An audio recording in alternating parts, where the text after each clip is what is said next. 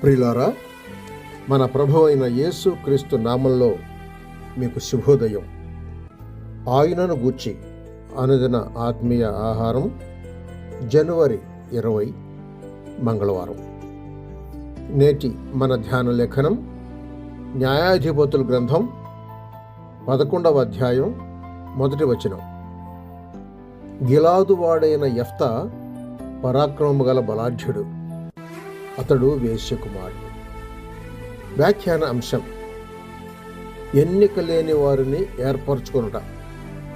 వ్యాఖ్యాన అంశం: ఎన్నిక లేని వారిని ఏర్పరచుకొనుట.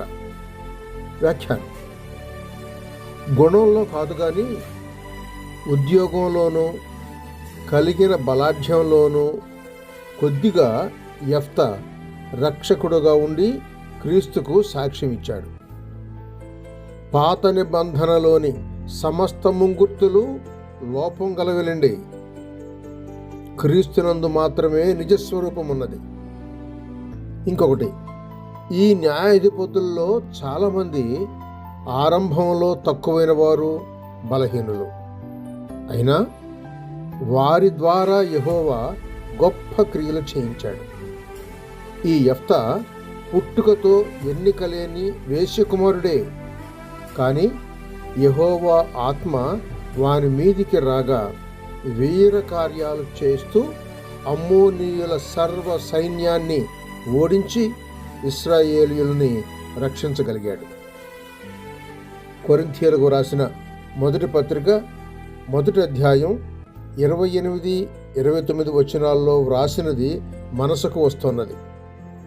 అది దేవుడు పిలిచే పిలుపు. నేడు కూడా విచిత్రంగా ఉంది. బలవంతులను సిగ్గుపరచుటకు, మనుషులను తగ్గించుటకును, ఏ శరీరియు తన ఎదుట అచయించకుండుట కొరకు దేవుడు బలహీనులైన వారిని, ఎన్నికలేని వారిని ఏర్పరచి నియమించి ఉన్నాడు. పనిముట్టు గొప్పది కాదు, ఆ పనిముట్టును ఉపయోగించు దేవుని యందే సర్వశక్తి ఉన్నది. ఈ సంగతి మీకు తెలిసినదా? పెద్దవాడు పెద్ద పని చేస్తే అది సమంజసం. అయితే దేవుడు చిన్నవానిని ఏర్పరచి గొప్ప చేయిస్తే చేయించిన దేవునికే గాని పనిముట్టుకు మహిమ రాదు.